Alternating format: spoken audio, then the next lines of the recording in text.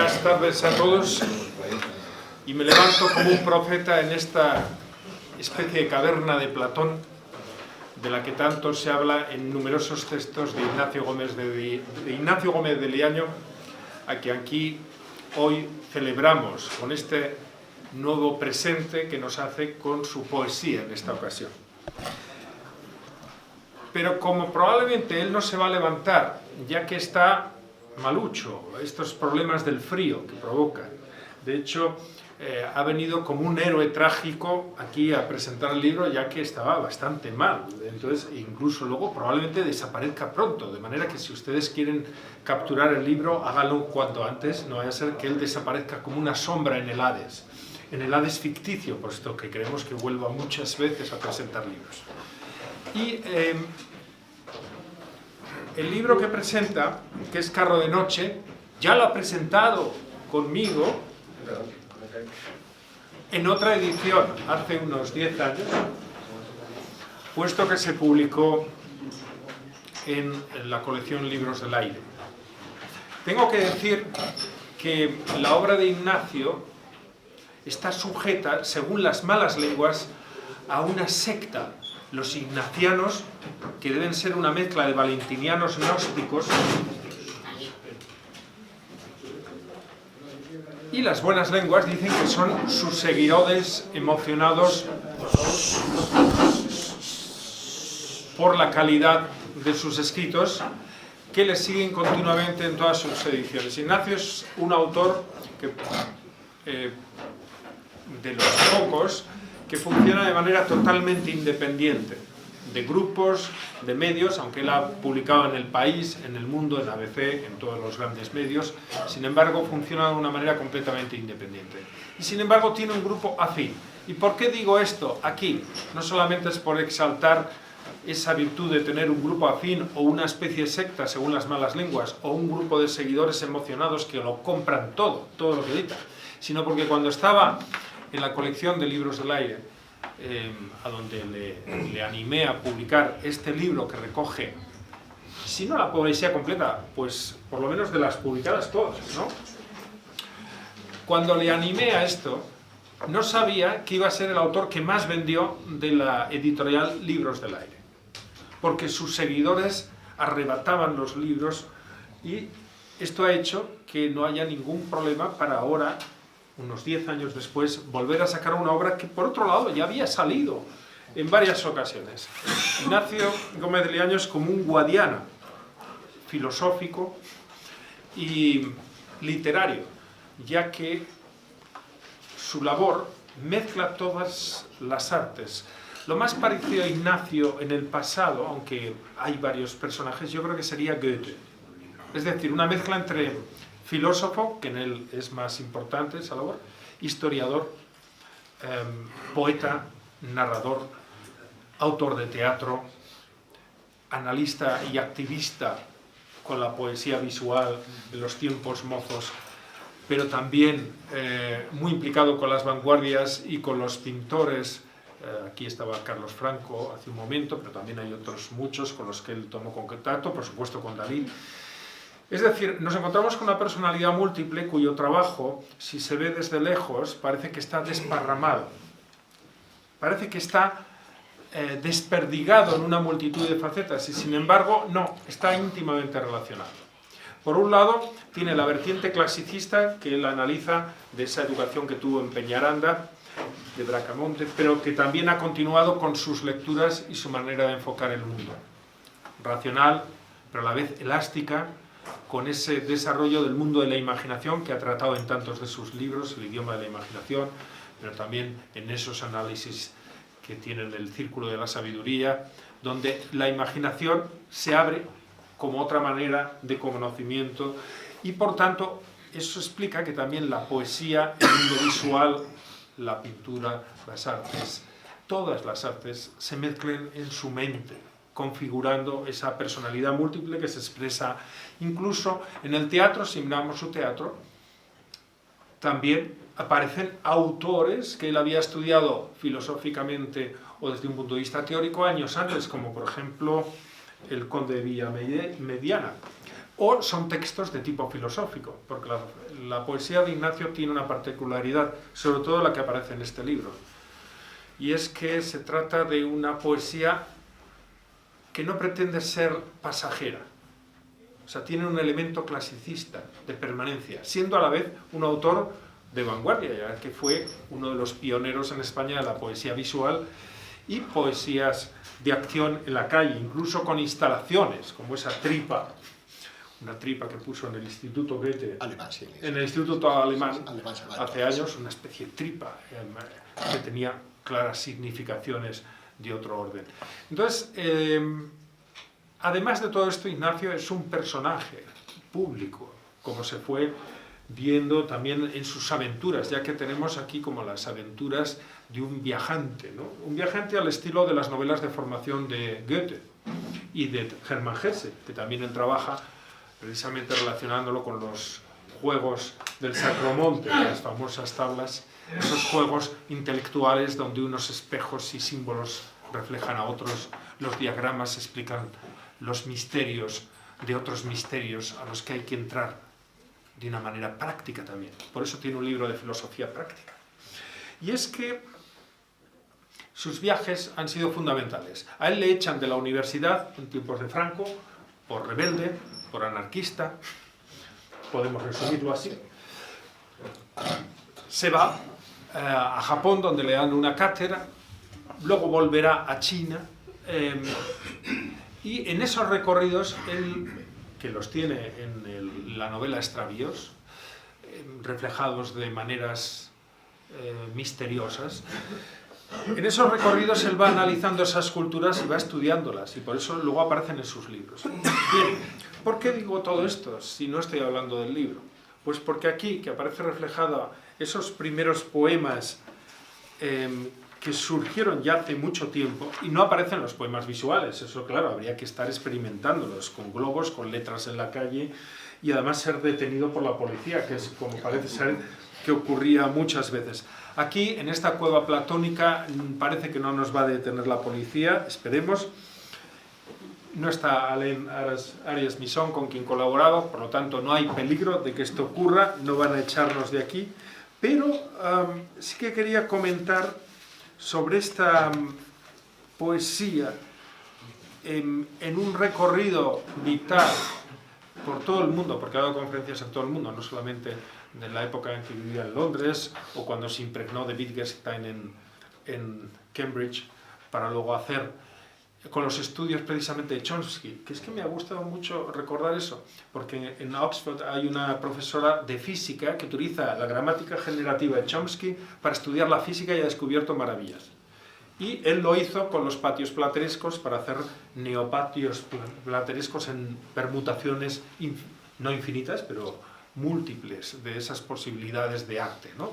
Es decir, nos encontramos con una personalidad que utiliza todos los elementos de las ciencias y las artes, y lo vemos muy bien en su libro sobre Carlos III, donde, por cierto, yo se lo he recriminado varias veces, no pude dormir muchas noches porque me enganchaba, un libro de historia que a la vez es filosofía, cultura, de lo emocionante que era, o sea, es casi como una novela, se lee, porque está todo relacionado, es una especie de personalidad del saber. Y este libro que aquí presentamos hoy, y no he dicho que voy a ser corto en mi presentación, por lo tanto puedo ser largo si lo dijera, pero tampoco, porque generalmente es al contrario. La gente que dice que va a hablar un momento se alarga horriblemente. Por cierto, aquí hay una silla, lo digo porque hay personas que quizás sufran el estar de pie. Sí que quería comentar que estos poemas, que están desarrollados en varias ediciones, ya desde sus primeros años, estoy buscando aquí exactamente los datos de edición. Estos que se publicaron ya en 1980, aparecieron luego en Hiperión, se han reeditado luego fragmentariamente con algunos pintores y autores. Estos poemas, en cierto modo, nos dan esa entrada con la que empieza. Siempre quise, sentado en estas rocas junto a este mar, ver las flores que crecen en el éter, escuchar el deje de los días.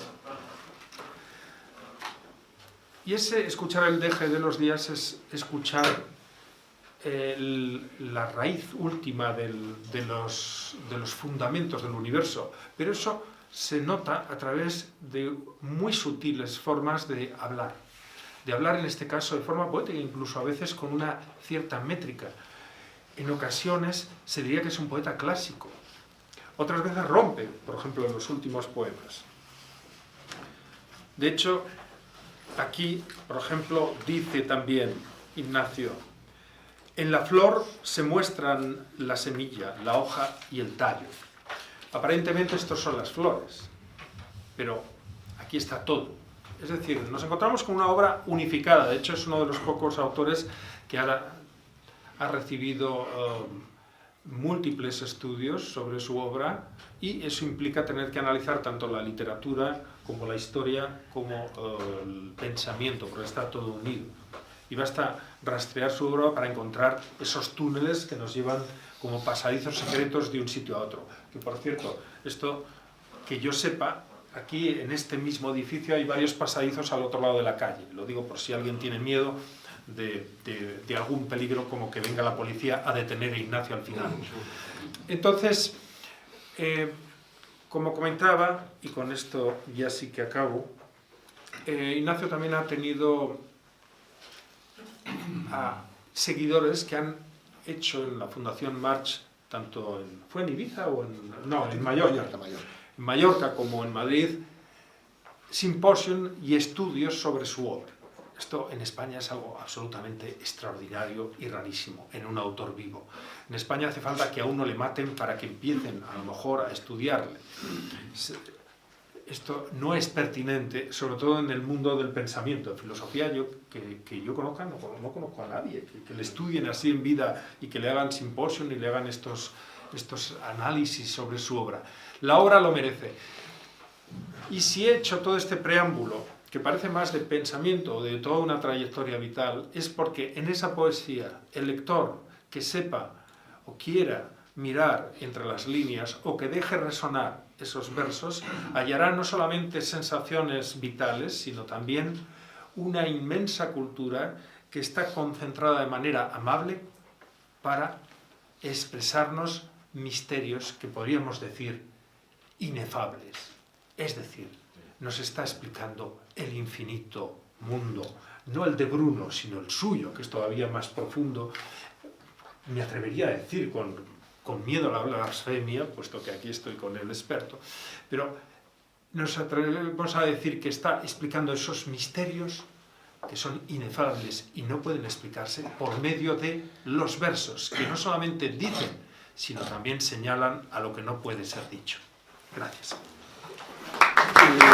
Muchas gracias a todos vosotros pues, por acompañarme en esta tarde, y muchísimas gracias, Silvia, por las palabras.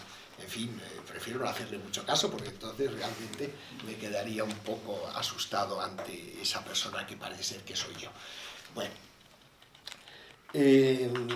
la verdad es que cuando decías lo de la caverna, me acordé de Siracusa. ¿Saben ustedes? La parte antigua de Siracusa es Ortilla, y allí están en lo que se llama la oreja de Dionisos, y que yo creo que fue un poco la fuente de inspiración de Platón. Como saben, Platón fue varias veces a Siracusa, a Ortilla. Hay dos cartas famosas donde habla de sus estancias allí con los tiranos. La parte antigua de Siracusa es fantástica. Allí están las ruinas del templo de Apolo, pero quizá lo más impresionante es las ruinas, bueno, no ruinas, ahora me explicaré, del templo de Palas Atenea, porque es la catedral y se llama la Inmaculada Concepción. O sea, cuando uno entra a la catedral de Ortilla, de Siracusa, la antigua Siracusa, ve el templo dórico que visitaba Platón hace eso, pues 2500 años. Entonces, pues la caverna, la cita de la caverna de Platón inevitablemente me ha traído esas rememoraciones, como también la de Villamediana, porque claro, Villamediana se movía por esta zona, y yo pienso que alguna vez debió de estar en esta especie de túnel, cueva, no se sabe qué, que estamos aquí. Es decir, que estamos en un lugar no solo muy madrileño, sino también muy poético, incluso por lo que veo, hasta incluso platónico y filosófico. Yo más bien lo que quería hacer pues es leer algunos poemas de este libro que, como has dicho muy bien, Ilia, pues prácticamente reúne todos los poemas míos de corte clásico, como dicen algunos discursivos, para diferenciarlos de los experimentales, de los de tipo visual, semiótico, de acción pública, etc., que he considerado dignos de publicarse. Y que de hecho, pues el primero es este que has empezado a recitar, que es del 72 o 73, creo que es 72, y el último es de 2005, de hecho, o sea que son... Después la verdad es que no he vuelto a tener una inspiración suficiente como para hacer poesía. Es por eso una poesía muy diversa, o sea, muy variada, porque generalmente no es una poesía, digamos, que uno quiere construir, sino que le viene de algún modo dada, o me ha venido dada, ahora ya no me viene dada, pero me ha venido dada. Entonces, pues eso, voy a leer algunos de esos poemas y después podemos, si acaso, hablar de poesía y comentar. El primero, justamente, es el que tú has recitado los primeros versos, que es eso, el de...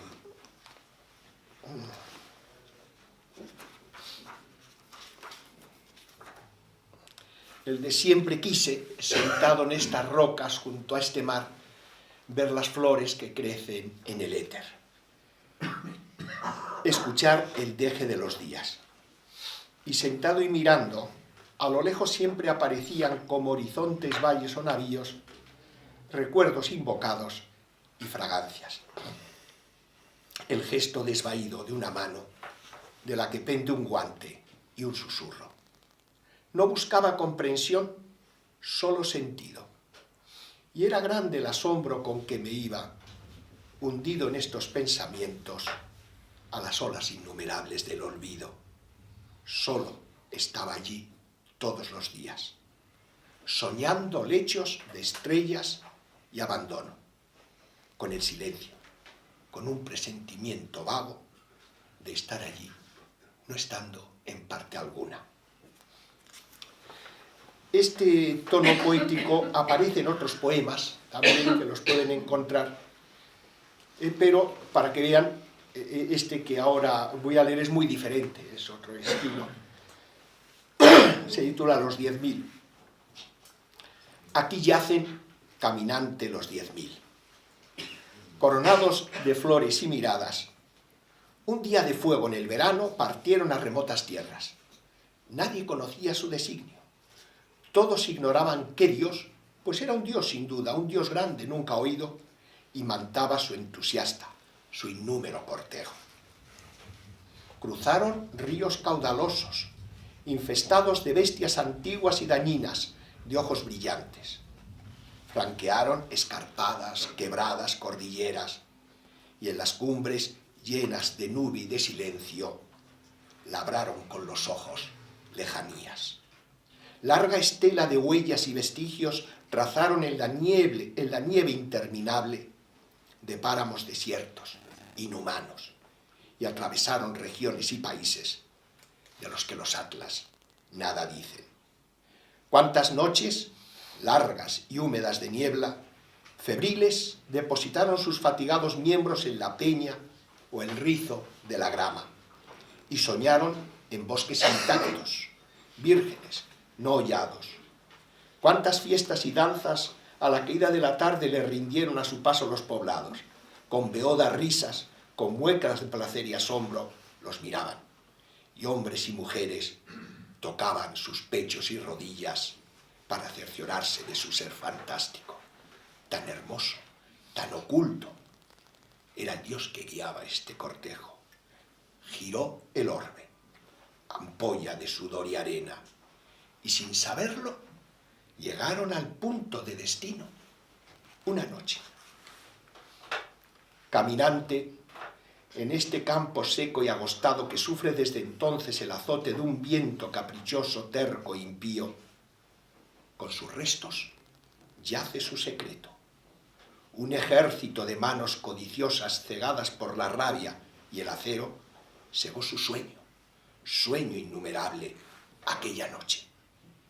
Atroz visión de cuerpos mutilados, de muñones destilantes, pegajosos de sangre, semblantes acervos de vísceras y rictus, surgió de las sombras con el alba. No lo vio el sol, solo la bruma y el vuelo triunfante de los buitres. Pasaron, sí, pasaron los 10.000, pasaron como un soplo. Aquí yacen, aquí, prisioneros del sueño más lejano, de la niebla última, intocable, sacrificados al olvido, sombra esquiva, extraña, poderosa. En fin, un poco tremendo. Es muy aliviado. Sí, no se me ha ocurrido. Eso parece las premoniciones de la guerra civil, con esos... Sí, pues puede ser, Tiene puede algo. ser. Sí, sí. Aunque inicialmente yo pensaba, claro, en el famoso La retirada de los 10.000 de Heródoto, de Jenofonte, perdón. Pero bueno, lógicamente, cualquier parecido con la realidad es pura coincidencia.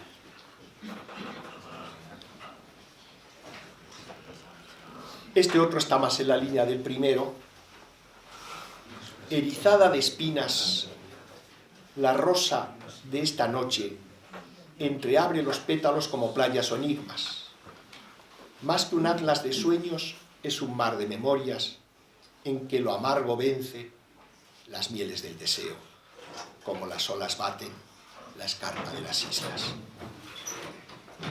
Blanquecina de luna, la arena se desliza por las manos abiertas como una fuente seca, y la piel se estremece, al tiempo que comprende que junto al sentimiento, el dolor y la pena, el sentido se plasma y una lumbre destella, dando vida un instante a la rosa perdida, su fragancia y la arena.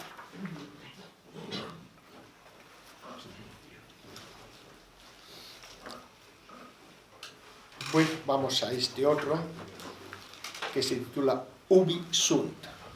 Traducido de latín es ¿dónde está? Es un poco, ya saben, lo de Jorge Manrique. Ya nunca sentiré la confusa congoja de las tardes de mayo, los signos temblorosos que el deseo trazaba con la espera, los mapas que en la noche desplegaba la búsqueda sin rumbo. Ya nunca sentiré aquel oscuro fuego que imprimía caricias, que dibujaba besos, aquella furia que codiciaba armas, aquellas manos que registraban sueños, que auscultaban el canto dormido del aliento. Venía después, con el frescor del alba, la dicha ágil de haber sacrificado en arcaicas y solemnes aras, de haber entrado en minas y librado tesoros del centro de la tierra. Ya nunca sentiré el calor desolado de las tardes de agosto y los largos rumores de sus fuentes nocturnas. Inmóvil, ecuestre monumento, la ciudad despoblada ofrecía de súbito, como marcha de nómadas, las flores calcinadas del amor y las sombras, el vuelo repentino a remotas distancias. Ya nunca sentiré, mientras miro la lluvia que derrama el otoño, el rocío o las chispas de aquella edad de oro. Los años y los rostros han huido, con el sabor amargo que brota en los océanos. El náufrago en la isla evoca los anhelos quemados como la grama seca, los deseos disueltos cual la estela de un barco.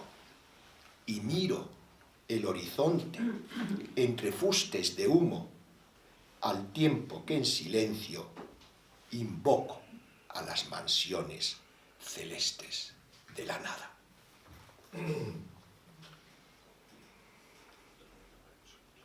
Vamos a ver si este tiene un carácter más, digamos, filosófico, incluso teológico se podría decir. y se titula El mar se presta, digamos, a ese tipo de consideraciones.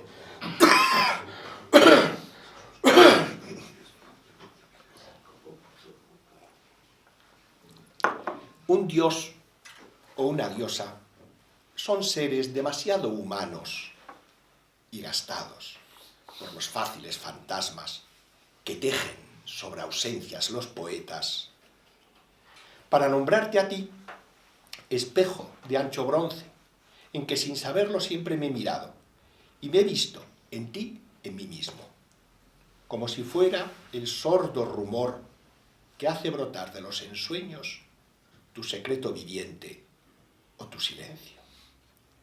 Sin embargo, tu solo nombre tiene una intensidad tan grande como no tiene para mí ninguna otra palabra. Es como si de tu armónico tesoro perdurable resurgiesen en series infinitas todos los vocablos, se suspendieran oscilantes en los bordes de las olas y fueran los latidos enigmáticos que surcan tu solemne frente pensativa. Ni cuando se desata el viento y forma torbellinos en el aire, ni cuando el fuego manda sus voraces rebaños a las selvas, ni cuando bajo el pie se siente el bramido de la tierra o sus consuelos, hierve en mí un gozo tan extremo como al pensarte o al contemplarte. Si en el libro más sagrado se dijera que en el principio fue el mar, me diría que eso siempre lo he sabido, que esa es una verdad que me confirma cada día que transcurre, como la espuma que brota de tus olas, o como la sonda que se lanza en el abismo. En el principio fue el mar, lo sé, lo creo, como creo en la existencia del abismo y del misterio, en el poder del invisible canto que mezclan con las sombras el ruiseñor y la lechuza. Cuando consigo ver, aunque tan solo sea el borde de tus azules alas, siento que esta vida, que se arrastra cansada por la tierra, nada le falta ya para ser perfecta, para estar en el centro más profundo de sí misma. En tu presencia me ha ocurrido una visión extraña. Veía las definiciones de las ciencias como muñecos con entrañas de relojería, tan pintarrajeados, como si fueran a bailar una danza primitiva en un carnaval, tal vez, o en un teatro. Se movían como autómatas en la blanca cubierta de un gran barco, y al llegar al borde de las aguas saltaban, seguros de sí mismos, y andaban flotando milagrosamente un espacio de instantes que parecía largo. Luego se hundían, como soldados náufragos de plomo, siempre firmes, que se hubieran caído por la borda de un gigantesco transatlántico. Pero incluso aquello que se hunde en tu regazo se transforma en un momento bello, llega a ser de verdad, aunque se vuelve nada. He envidiado a menudo a aquel hombre que, dejado del mundo, pasó toda su vida en medio del océano, en un islote tan lejano que nunca había sentido la huella de los hombres, como si fuera el único superviviente del planeta. Sobrevivir debe ser algo semejante a estar continuamente en tu presencia. Hay honduras en las que la luz del sol nunca penetra, que sufren, como atlantes, el peso de Alpes o Himalayas, donde se mueven sigilosamente extrañas criaturas de la noche. La holoturia, el leptocéfalo, el fotostomias o el pez sapo abisal, que viven sin pensar en horizontes como no sea el dédalo creado por antiguos cataclismos y naufragios. Se producen extrañas migraciones, pero ha subsistido el celacanto, padre de los primeros animales que dejaron las aguas por la tierra. Hay larvas que arrastran las corrientes en un viaje que dura varios siglos y se metamorfosean o renacen y remontan los ríos y retornan al mar de los sargazos y se sumergen de nuevo en las húmedas profundidades de la noche. De esa zona solo sé decir que está allí el fondo de la sagrada copa, del vasto recipiente innominado, y allí se espesan los residuos del licor más fuerte. Bueno, ya vamos a leer el último poema y me acabo de dar cuenta que no había silenciado mi aparato, con lo cual menos mal que no ha habido ninguno de esos WhatsApps y esas cosas. La caverna de Platón elimina la conexión, lo cual es un milagro ahora, en estos días. Bueno, pues este ya es un poema, es de los últimos que aparecen, de los últimos escritos por mí, que he considerado digno de que aparezca en una antología, pues debe ser ya del 2005, muy diferente de los que he leído, y que bueno, que da otra faceta de la poesía de Carro de Noche. Se titula Apréndelo ya. Como la huida por la inmensidad de las galaxias, como la corriente de agua que la mano en vano empuña, como el beso que no me diste ayer, así siento que las palabras se me escapan y se hunden como piedras en un pozo sin ecos, en un pozo donde solo fluye el vértigo. Ninguna plenitud podrá igualar este vacío. Es la hora de las rememoraciones, de los amores que se sellaron al ocaso, de las motas de polvo que danzan impenetrables, inasibles, momentáneas, en el cerrado círculo que excava la memoria. Qué lejos están de mí los otros, tan lejos casi como yo mismo de mí mismo. Habrá que resignarse a no poder decir la palabra justa que vuela como un tizón poniendo garabatos en la noche. A ti te hablo, estúpido lector, mi enemigo, que lees embriagado el periódico todas las mañanas, que solo eres ya un muñeco de la tele, que juzgas, premias, castigas, pontificas. Eres un caso perdido. Tus amores no me interesan, ni tu sonrisa dulzona de mendigo, ni la mirada tierna que diriges al sol cuando se pone o a la noche estrellada. No me interesa ni una sola de tus horas, ni uno solo de tus minutos y segundos. De ti solo me interesa lo que puedas hacer para dejar de ser tú mismo. Tira ya esa flor ridícula que llevas prendida en la solapa. Tira al cubo de la basura tu triste paz electrodoméstica. Calla un poco, pues esas cataratas aviondas de palabras te están abriendo bajo los pies la tumba. Y ven a donde huye la corriente de agua que se te escapa a través de la rejilla de los dedos.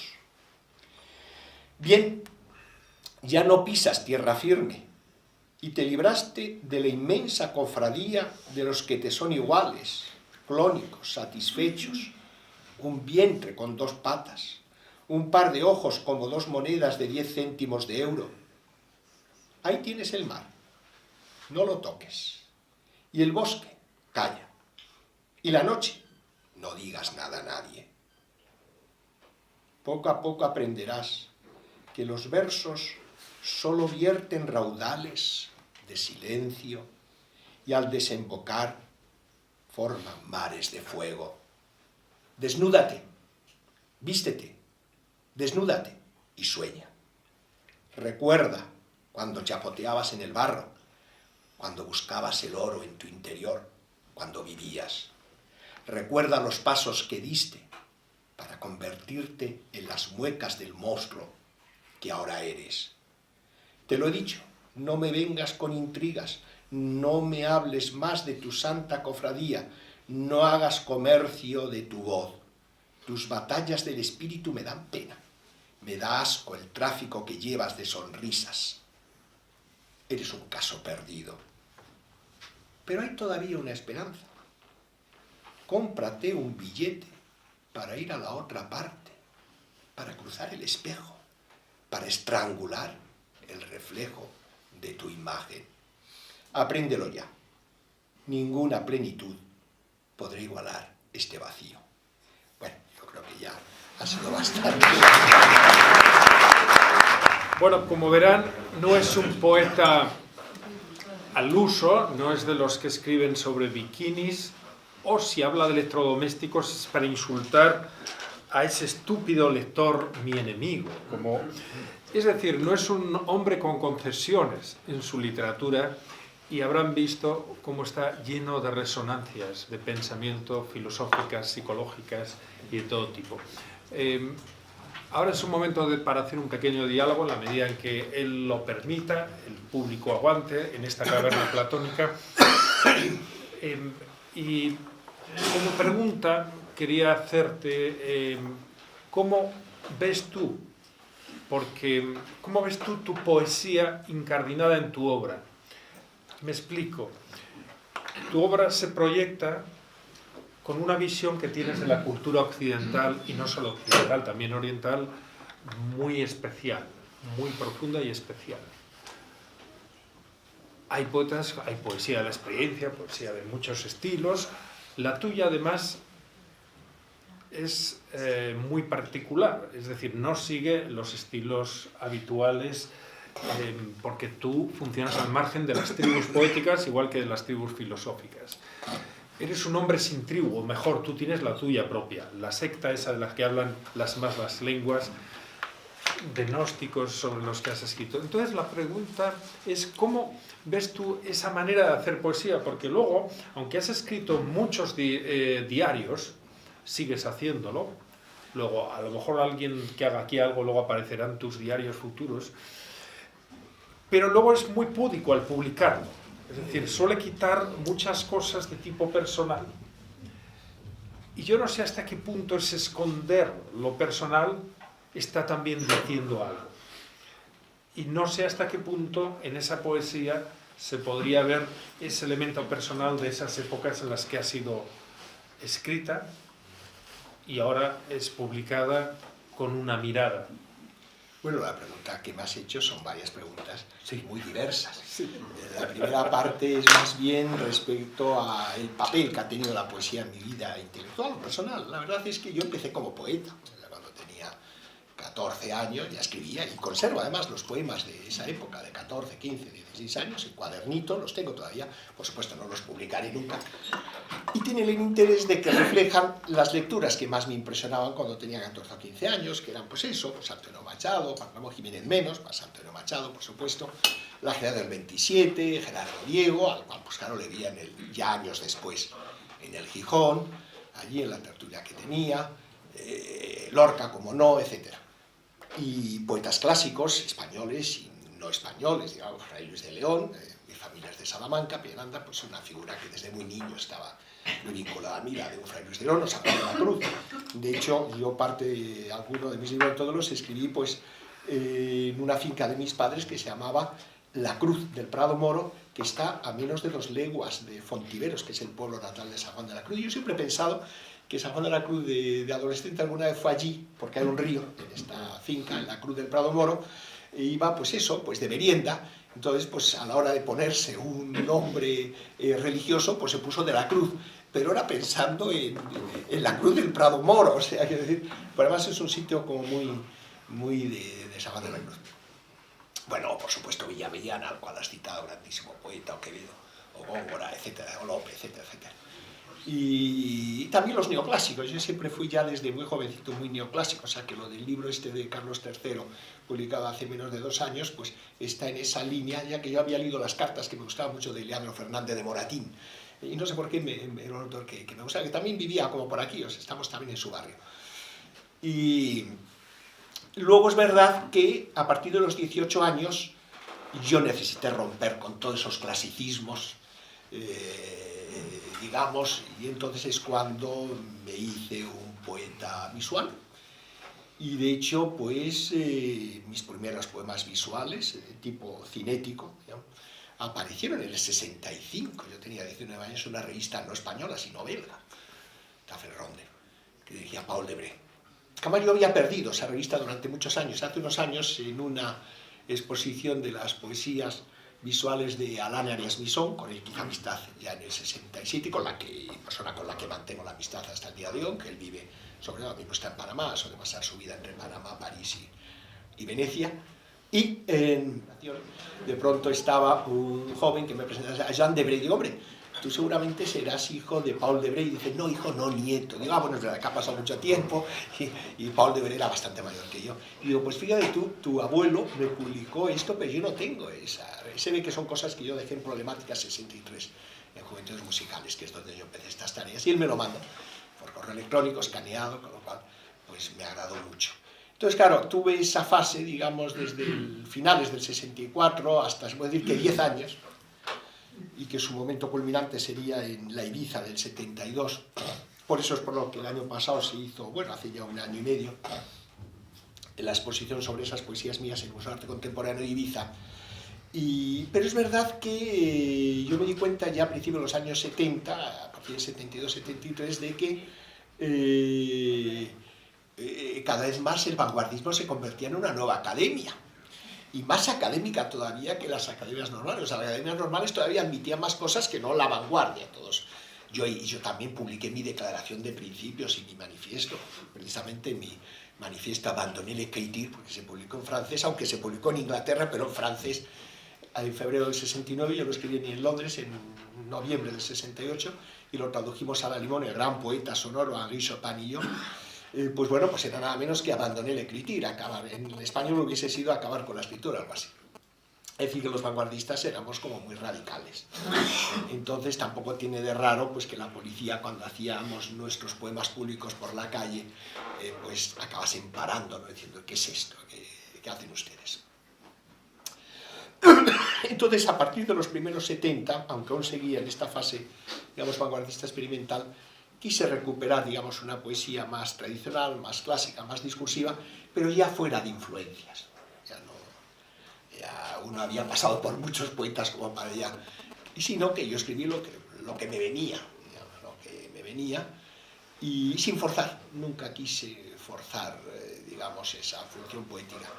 Es verdad que esa función poética después tiene su reflejo, pues por ejemplo, en mis dos novelas, Extravíos y Musapol, que ahora se está preparando la reedición, pues una parte importante es la poesía. De hecho, uno de los dos protagonistas de Extravíos, que se llama Celso, es poeta, mientras que el otro, que es un primo carnal suyo, es un geógrafo, hombre de negocios, que vive en Hong Kong.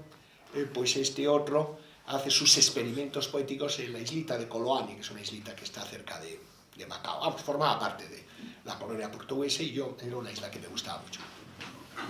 Lógicamente, las cosas que yo atribuyo a este Celso que hace en Koloane son las que yo hice en Ibiza, en fin, los juegos que permite la ficción.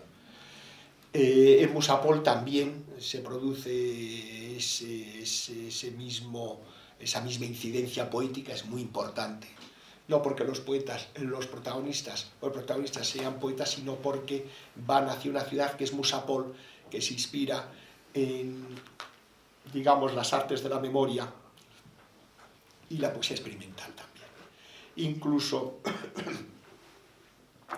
Arcadia, que ahora se ha reeditado, hace unos meses se reeditó, y que fue mi primera novela, apareció en el 81 en Alfaguara, ahora está en huelga, pues esta novela, la que empieza precisamente La Cruz, lo de San Juan de la Cruz empieza allí, pues si no recuerdo mal, en esa novela es donde aparece, digamos, el poema este el primero que he leído, aparece ahí.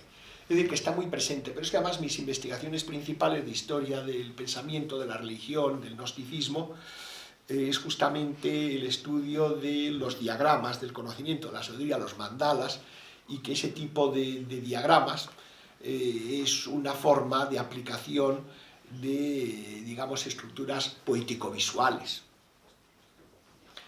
y que tienen que ver con el arte de la memoria. Es decir, que mi estudio de las artes de la memoria, que es a lo que me llevó esto de Giordano Bruno, al que has citado antes y del que traduje nada menos que en el 73 se publicó en Taurus, cuando lo llevaba el entonces cura Aguirre, todavía no era duque Aguirre, digamos, era cura Aguirre, era su época más gloriosa, en mi opinión, ya que fue muy buen editor, y precisamente en esa edición, que él me encomendó, porque al ver el entusiasmo con el que yo hablaba a principios del 73 de Giordano Bruno y de obras que no conocía nadie, del arte de la memoria y de magia, pues me dijo, hombre, ¿y por qué no haces una antología de esos textos?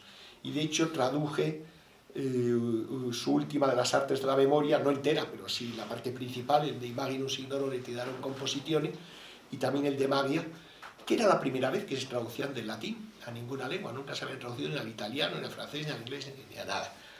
Precisamente hace mes y medio se pusieron en contacto conmigo un señor italiano, un erudito, que ahora no recuerdo el nombre, porque era un apellido un poco raro, para invitarme a dar una conferencia sobre la magia de Giordano Bruno en Tours, en abril, o sea que vuelvo a estas alturas a las artes de la memoria, a las artes mágicas de la memoria de Giordano Bruno. Es decir, que ha estado muy presente en mí la poesía de formas muy diversas. La segunda parte, que era de tu pregunta, que era la cuestión personal, hombre, mis diarios, evidentemente, bueno, son diarios que yo escribí sin intención de publicar, debo decir. Lo primero que publiqué fue cuando iba a ser el centenario del nacimiento de Dalí, el entonces editor de Siruela, Jacobo Stuart, pues me dice, hombre, Ignacio, ¿por qué no publicamos de las cosas que tú escribiste o suele? Digo, espera, porque estoy releyendo mi diario y seguramente aparecerán bastantes cosas sobre Dalí, puesto que yo escribía en mi diario. Debo decir que ahora prácticamente no lo escribo, o sea que podéis hacer lo que queráis, que no lo voy a consignar en mi diario. Aunque quién sabe, lo mismo, todavía tengo algún cuadernito por ahí. Entonces vi que tenía bastantes cosas en ese diario de conversaciones con él y así apareció. Y luego más tarde, claro, yo empecé a escribir el diario de una manera seguida justo el 1 de enero del 72, que fue un año muy importante, fue el de la expulsión de la Escuela de Arquitectura, donde llevaba de profesor casi 3 años. Aquí está Javier Navarro Zubillaga, al cual lo conocí, era profesor entonces en la Escuela de Arquitectura, lo conocí allí. Y antes que se ha citado China, pues también Alfonso Lucini, al cual conocí en mi primer viaje a China, en el 85. También he visto que hace mucho que no le veía a Javier Yagüe, con el cual compartí enseñanza en China 5 años después. O sea que aquí nos reunimos gente, como ven, digamos, de singladuras poético-viajeras muy particulares. Entonces, pues, quise publicar esos primeros 6 años, porque esos primeros, aunque al principio el diario era más bien una especie de taquigrafía, era muy rápido, unas notitas, después poco a poco fui esmerándome más, di más importancia, pero es verdad que incluía a veces allí mis pensamientos filosóficos o poemas o otras cosas. Es decir, que el diario servía también un poco como de marco a esas otras creaciones o especulaciones filosóficas. Pero claro, al publicarlo, en un tomo de 1700 y pico páginas, en la Red del Tiempo, 1972-1977, aquellas cosas que podían afectar a otras personas, lógicamente, pues las suprimí, tampoco digo yo porque, digamos, dar la lata. Y no sé si seguiré publicando mi diario o no, porque ahora, curiosamente, que he terminado mi última investigación, que tiene que ver más con asuntos relacionados con el Islam y con el nacionalismo y con la democracia, que está terminado el libro, que me ha llevado varios años, desde que terminé, antes de terminar lo de Carlos III, estaba metido en eso, pero ahora me apetece continuar la novela Arcadia, no sé cómo, y ni sé qué podrá salir, la novela Extravíos, no sé ni qué saldrá de ello o qué no saldrá, con lo cual posiblemente relea mis diarios, puesto que hay, se quiera o si no, hay como una especie de complicidad entre el diario y la narrativa. Bueno, el diario es una narrativa, y de algún modo cuando uno escribe una novela está escribiendo de su propia vida, aunque la camufle de muchas maneras, pero es así. Digamos, incluso cuando es más fantástico, todavía escribe más de verdad, porque seguramente son las cosas que ha soñado. O sea que no sé si he contestado a tu pregunta, pero bueno. Sí, porque si ustedes capturan el libro, que está en la entrada, observarán que la fotografía ya él aparece medio escondido. Además, la primera palabra que dice es gnóstico y heterodoxo. Trabaja sobre Giordano Bruno, un hereje que fue quemado en Roma. Le ampara Jesús Aguirre, un cura que acaba siendo duque de Alba y conde de Aranda. Es decir, aquí hay muchas resonancias que me llevan obligadamente a preguntar: ¿y qué no te hubiera gustado decir que has de decir porque lo quieres mantener escondido, relacionado con esos poemas? O sea, ¿qué van a encontrar algunos que todavía no tienen este libro o no lo han leído las veces necesarias? ¿Y qué clave escondida que a lo mejor no querrías decir, pero yo te estoy impulsando para que desveles, desnudes y hagas algo de pornografía espiritual en este momento? No me resulta fácil contestar a tu pregunta. No quiere.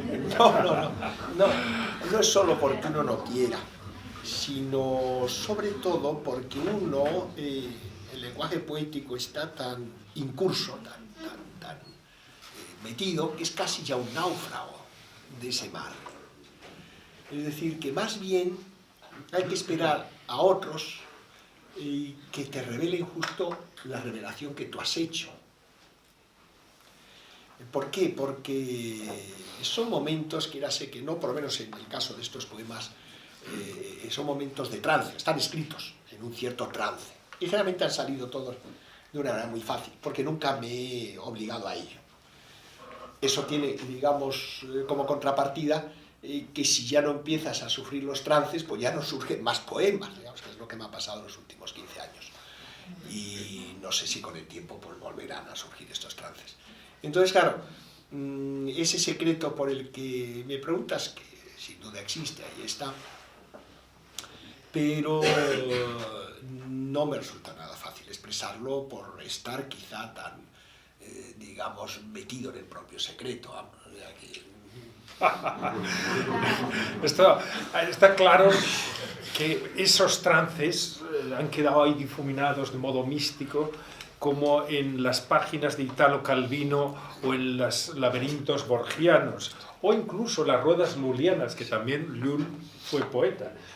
La idea esta que tengo de reanudar la novela Extravíos, de hecho es una novela que termina cuando los dos protagonistas, los dos primos estos, Celso y Marcial, vuelven a Madrid. Digamos, prácticamente otra novela está... Los oscuros que se me olvidan. Sí, también, sí. La memoria. No, está muy presente en mi obra, porque incluso también en Musapol hay dos protagonistas, Alejo y Jaime, parece que se llaman. Luego en esta son estos dos primos. E incluso en Arcadia aparece como un personaje que es reflejo de otro, que es como su enantiamorfo, digamos, como la imagen especular. Eso por un lado. Y por otro lado, de hecho, la vuelta de estos dos personajes en extravíos a Madrid, después de sus andanzas por el Extremo Oriente, más o menos corresponde a los años 80. Aunque también la cronología de una novela siempre es muy aleatoria, es muy libre. Entonces, claro, por eso voy a releer esa parte de los diarios que no está publicada, vamos, por ver si algo me puede servir para la continuación de la novela. O sea, que sí, que de algún modo estoy en un umbral, pero no sé si estrictamente poético, porque ya digo que poesía, quizá ocurre que ahora uno está ya demasiado ocupado, que la poesía tiene que surgir cuando uno no está muy ocupado, cuando uno está un poco libre. Mientras que uno con los años cada vez se vuelve más ocupado, y más hoy en día con esto de los correos electrónicos, los WhatsApps, todas estas cosas, entonces hace que uno esté siempre como, digamos, en estado, digamos, de alteración animal, siempre responde una cosa a otra, un poco esto. Pero no, las tres imágenes que has hecho de Eco y Narciso, de Apolo y Dafne y de Ulises, Odiseo, pues está muy bien. Digamos, está muy bien. Sí, con Eco y Narciso me ocurrió una cosa muy curiosa. Y es que últimamente lo he evocado en conversaciones con amistades, en dos ocasiones, ahora voy a hacer la tercera ya. No, fue en el año 70, yo recibí una postal de una amiga lingüista de Cambridge, italiana, Nora Galli de Paratesi, que se había hecho famosa porque un libro que publicó en Italia era La semántica del eufemismo, Le brute parole. Entonces se fue allí a Cambridge, en efecto, que es donde yo conocí a Chomsky, no porque Chomsky estuviese en Cambridge, no estaba. Creo que era su primer viaje fuera de Estados Unidos, a principios del 69. Yo, como estaba muy vinculado digamos, al departamento de lingüística, y sobre todo mi más amiga era Nora Gali de Paratesi y otro lingüista holandés, Peter Albertus Maria Suren, que era un chomskiano. Entonces, pues fui a la conferencia de Chomsky que dio en el edificio de Sterling, el de la biblioteca de la Facultad de Historia, que está cerca del río Cam. En fin, muy bonito, muy impresionante. Y esto fue como al mediodía. Recuerdo muy bien esa conferencia, lo presentó el que era director del departamento, el señor Mr. Stream, pero no voy a dar el rollo no merece la pena. Aunque sí debo decir que Chomsky, luego en el coloquio que hubo después, mientras tomábamos pisco labis, pues le dije que el origen de la gramática generativa estaba en la Minerva del Brocense, el gran gramático español del Renacimiento, extremeño salmantino, fue catedrático en Salamanca del 16, Sánchez de las Brozas. Yo lo conocía porque mi abuelo materno, que era extremeño, había publicado un librito sobre este señor y me había regalado la Minerva del Brocense, una edición magnífica del siglo XVII que me robó, por cierto, el lingüista, discípulo de García Calvo, pero bueno, me lo robó simplemente porque mi ingenuidad se la dejé, porque iba a hacer una traducción al español que jamás hizo, nunca me devolvió. Y recuerdo cuando él estaba, este profesor, en Sevilla, y fue allí Luis Alberto cuando me dijo, amigo, oye Luis Alberto, vas a este congreso, di a este señor que a ver cuándo me devuelve la Minerva. Y cuando llega de vuelta de Madrid, Ignacio, si él me dice que se lo regalaste, digo, pero ¿cómo le voy a regalar un libro del 17 que me ha regalado mi abuelo, etcétera, etcétera? Bueno, entonces, él no conocía la Minerva del Brocense, aparte que yo creo que no sabía más lengua, que fuese lingüista, creo que su única lengua era el inglés. Estoy hablando del 69, era un señor así como un poco hosco, estaba como a la defensiva, estaba apoyada a la pared, en la espalda de la pared.